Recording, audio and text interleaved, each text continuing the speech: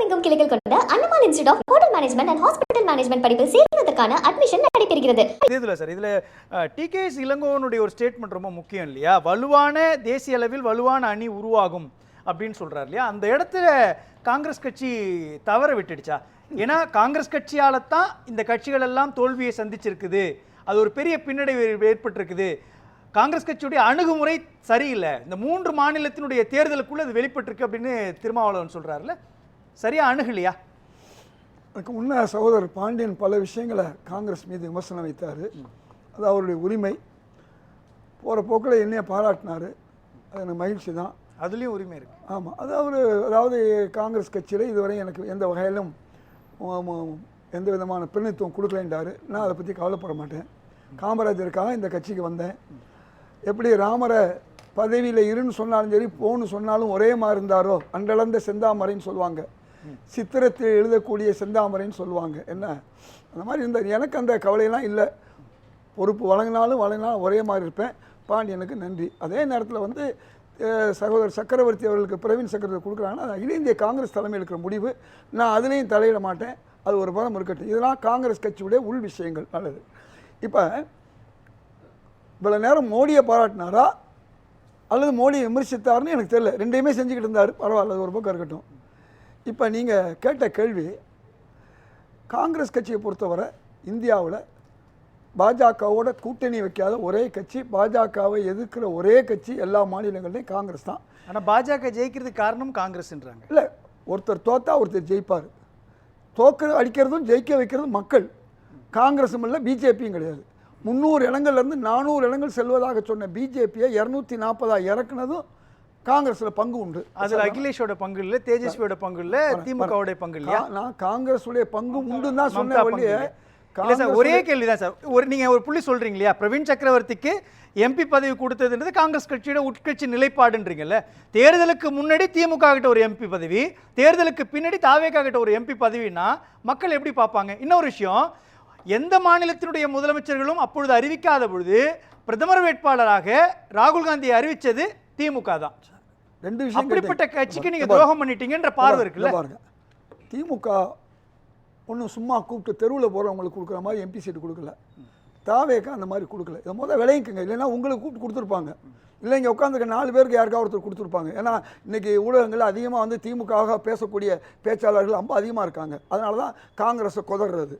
இந்த காங்கிரஸ் கட்சி அதை விட்டு போனதுக்கு பதறது, கொதறது, கையை உதறது, இது எல்லாம் யார் செய்கிறான்னு பார்த்தீங்கன்னா இன்றைக்கி ஊடகத்தில் பல பேச்சாளர்கள் பண்ணிகிட்டு இருக்காங்க. காங்கிரஸ் திமுகவுக்குன்னு அடிமை இல்லை. கனிமொழி அவர்கள் வெற்றி பெறணும்னா எங்கள் இடங்கள் தேவைப்படுச்சு, நாங்கள் கொடுத்தோம். நாங்கள் கூட்டணியில் கூட இல்லை, ஞாபகம் வச்சுக்கோங்க.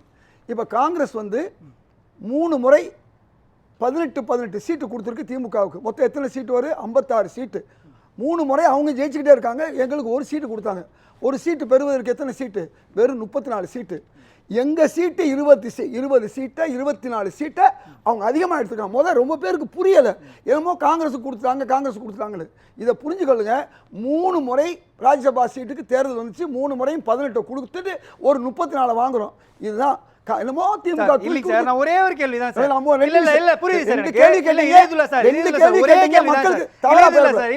ஒரே நிமிஷம். தமிழ்நாட்டில் இந்தியா கூட்டணி வெற்றி பெறுவதற்கு காங்கிரஸ் கட்சி என்ன செஞ்சிச்சு? காங்கிரஸ் என்ன வேலை செய்யணுமோ அது செஞ்சிச்சு. ஒண்ணுமே செய்யல. நீங்க எப்படி சொல்ல முடியும்? எப்படி என்ன சார் செஞ்சது? உங்களுக்கு ராகுல் காந்தியும் இல்லைங்க சார், ராகுல் காந்தியும் அப்பொழுது முதலமைச்சராக இருந்த மு க ஸ்டாலின் ஒரு மேடையில நின்று இருக்கலாம்ல, ஏன் நிக்கல? ஏன் அந்த சூழலை உருவாக்கல? இதே மேடையில பல முறை சொல்லிட்டேன்.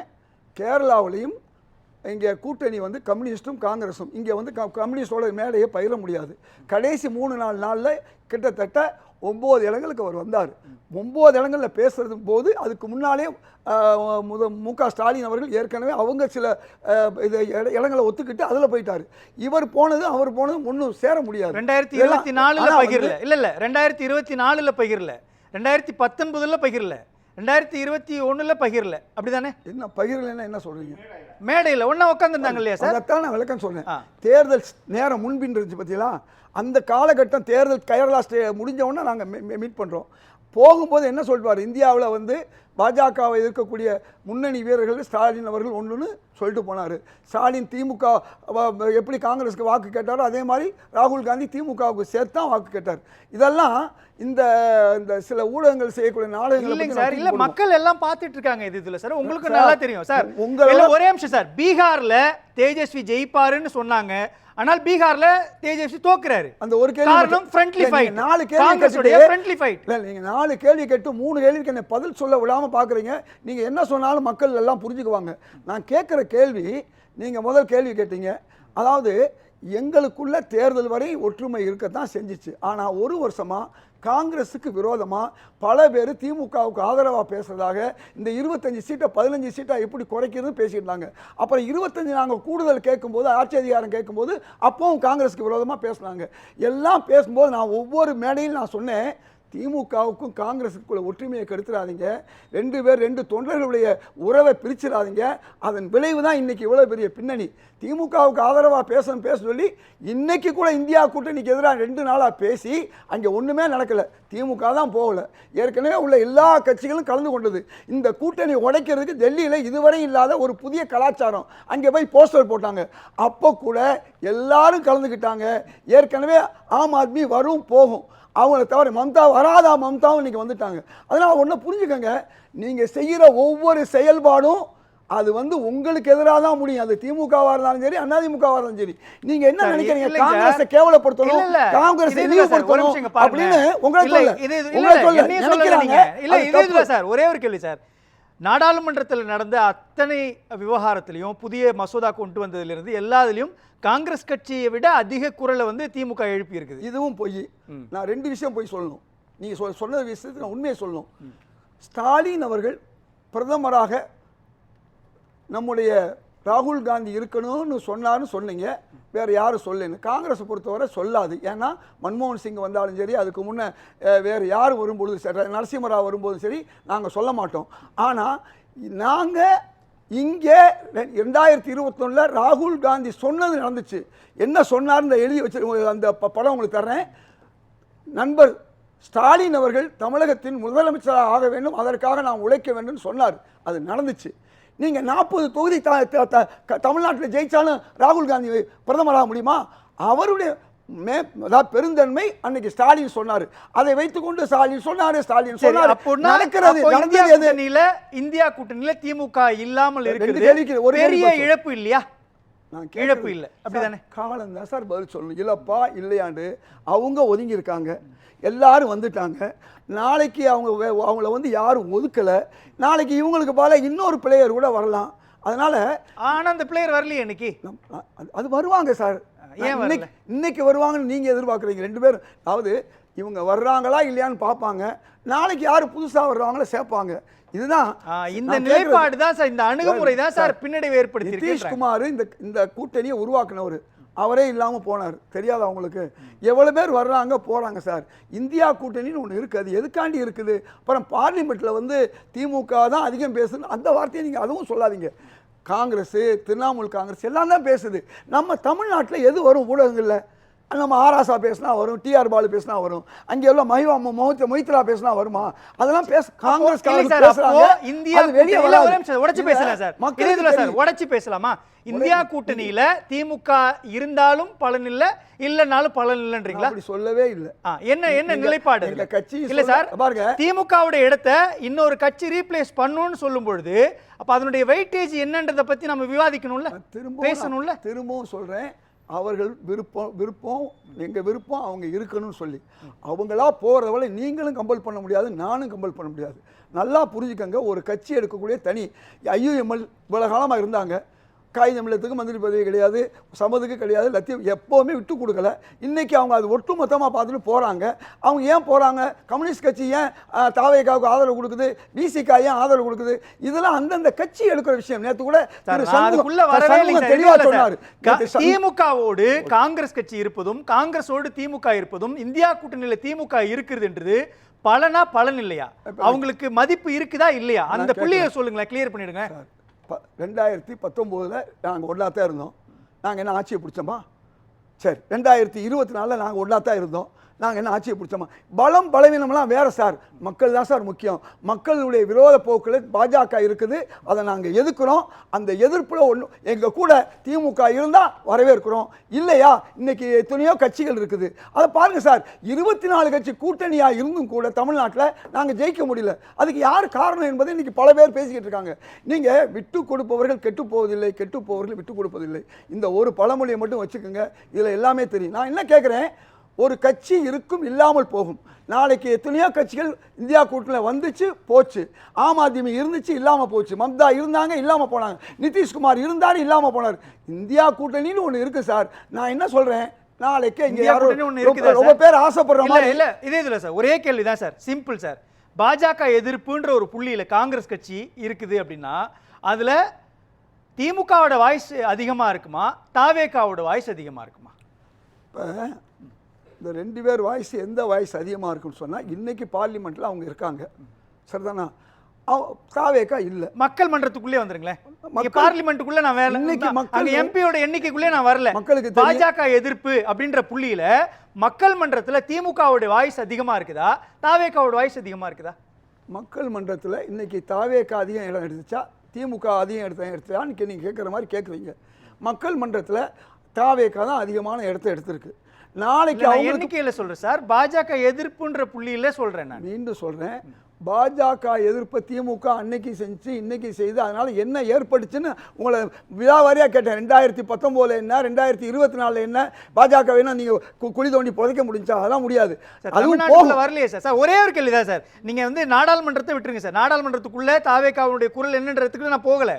நான் கேட்கறது வலுவான பாஜக எதிர்ப்பு அல்லது சனாதன எதிர்ப்பு அல்லது வந்து ஆர்எஸ்எஸ் எதிர்ப்புன்ற ஒரு புள்ளியை வச்சு ஒரு அரசியலை திமுக கட்டி வச்சு இல்லைங்க, தப்பா சொல்லாதீங்க. நான் திமுக பாஜக எதிர்ப்பு திமுக தான் சொன்னேன். இல்ல இந்தியா கூட்டணிக்கு இல்ல திமுக தான் சொன்னேன். பாஜக எதிர்ப்பு தான் ஒரே. இல்ல நான் வரேன். இல்ல நீங்க இல்ல இது சார், இந்த 3 புள்ளி எடுத்துக்கிட்டாலும் கூட இந்த இடத்துல ரொம்ப அக்ரெசிவா அல்லது ரொம்ப ஃபோர்ஸா பேசின இயக்கம் திமுக தானே.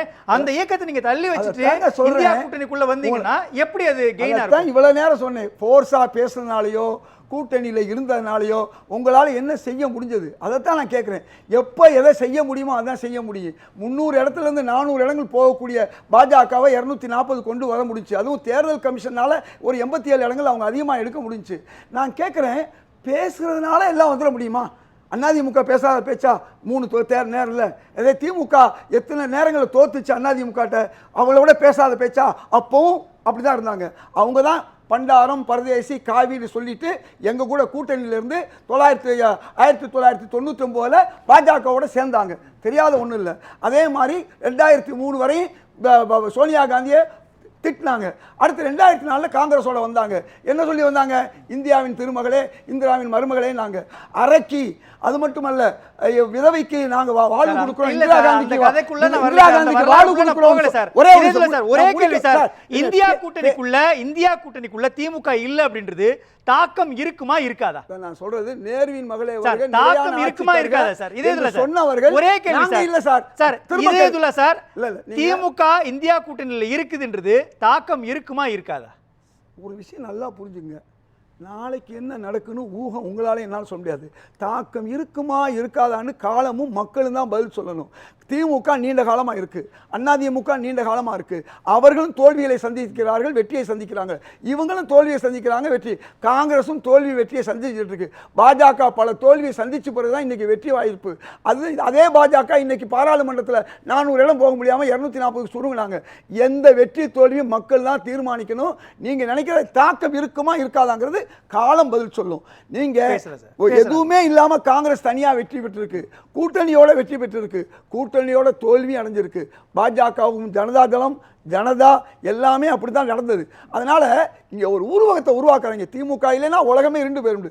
திமுக என்பது கும்முடி பிண்டி தாண்டி ஒன்றும் இல்லை சார், அதை புரிஞ்சுக்கோங்க. தமிழ்நாட்டுக்குள்ளே தான் காங்கிரஸ் அப்படி இல்லை. காஷ்மீரில் காங்கிரஸ் இருக்குது, பஞ்சாபில் இருக்குது, மேற்கு வங்க எல்லா ஊர்லேயும் காங்கிரஸ் இருக்குது. இந்த யோசனை இங்கே யாருக்குமே இல்லை. எல்லாம் பூனை கண்ணை மூடிக்கொண்டால் உலகம் இருண்டு விடும் என்று நினைப்பவர்கள் தமிழ்நாட்டில் பல பேர் ஊடகத்தில் பேசிக்கிட்டு இருக்காங்க. பூனை கண்ணை மூடுறதுனால உலகம் இருண்டு போக போகாது. பேசலாம் அந்த சார், உண்மையை பேசலாம். நாம் அறிந்து கொள்ள வேணும். பேசலாம் ஒட்டுமொத்தமா காங்கிரஸை நீங்க எவ்வளவு இழிவுபடுத்த காங்கிரஸுக்கு ஒண்ணும் இல்ல. யார் இழிவுபடுத்துறார்களோ அது இங்க படுத்தினாலும் சரி, டெல்லியில போய் போஸ்டர் போட்டாலும் சரி, அவங்களுக்கு தான் கெடுதி பேசலாம். என்பதை நக்கீரன் பிரகாஷ் புரிந்து சார். கொள்ள வேண்டும். நக்கீரன் பிரகாஷ் மக்கள் சார். பார்க்கறாங்க. நான் வரேன். இதுல சார் தமிழகத்துல நீங்க கேட்ட கேள்வி நியூஸ் 7. தமிழகத்துல விஸ்வரூபம் பெறும், அவ்வளவுதான் விஷயம். இந்தியா கூட்டணி என்பது இந்தியாவில் இருக்கக்கூடிய பல்வேறு மாநிலங்களுடைய கட்சியை சார்ந்தது. இன்னைக்கு அத்தனை பேர் ஒன்று சேர்ந்துருக்காங்க. திமுக இன்னைக்கு சேரலை. சேருவதும் சேராதும் அவங்க விருப்பத்தை பொறுத்து. யாரையும் கட்டாயப்படுத்த முடியாது. நிதிஷ்குமார் போனாலும் சரி, ஆம் ஆத்மி யாரையும் கட்டுப்பாடு முடியாது. பாஜக எதிர்ப்புல இன்னைக்கு திமுக தன்னை தனிமைப்படுத்திக் கொண்டிருக்கிறது. இந்தியா கூட்டணி என்பது பாஜக கூட்டணியை எதிர்ப்பது, அதற்கு எதிரானது. அதில் தன்னை தனிமைப்படுத்திக் கொள்ளும்போது நாளுக்கு நாள் என்ன ஆகும்னா, மக்கள் மத்தியில் பிஜேபிக்கு எதிராக இருக்க கூர்மை திமுக இழந்து கொண்டே இருந்தால் நாளைக்கு அவர்களுக்கு வாக்களித்த அந்த சிறுபான்மை மக்களோ அல்லது தலித் மக்களோ பிற்பட்ட மக்களோ வாக்களிப்பாங்களாங்கிற சந்தேகம் நாளுக்கு நாள் போகும். இப்படி தான் அதிமுக இருந்து நாளுக்கு நாள் நலிவடைந்தது. அதே நேரத்தில் அந்த நிலைமை வந்துடும். ஏன்னா பிஜேபியை எதிர்த்தா தான் இவங்களுக்கு வாக்குகள் கிடைச்சிச்சு. 2021 இருக்கட்டும், 19 இருக்கட்டும், 24. இப்போ அந்த பிஜேபி எதிர்க்கிறேன்னு வாயில் தான் சொல்லாமே ஒழிய செயலில் காமிக்க முடியலைங்கிற எண்ணம் வந்துருச்சு. ஏன்னா அழகாக சொன்னார் மதிவாணன், கம்யூனிஸ்ட் ஆட்சியை போக வச்சது காங்கிரஸ், ஆனால் 2 பேரும் ஒன்றா இருக்காங்க. மம்தா பானர்ஜிக்கு எதிராக நின்றது காங்கிரஸும் கம்யூனிஸ்டும். அப்படி இருந்து மம்தா பானர்ஜி அந்த 3 கட்சி இங்கே நிற்கிறாங்க. ஏன்னா அவங்க பூரா தன்னை இழந்தாலும் பிஜேபியை காக்கணும்னு ஒரு நல்ல விஷயத்தில் இருக்காங்க.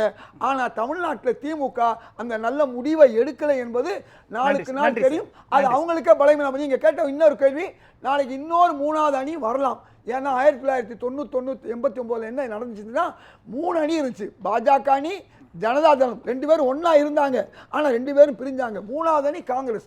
3 அணி இருக்கிறது தப்பு இல்லை. அந்த 3 அணியை கட்டமைப்புக்கு முடியுமா முடியாதா, முடிந்தால் என்ன நடக்கும், அதே தேர்தலுக்கு பிறகு பாஜக இந்த 2 அணி சேர்ந்தாலும் சேரும். நன்றி சார்.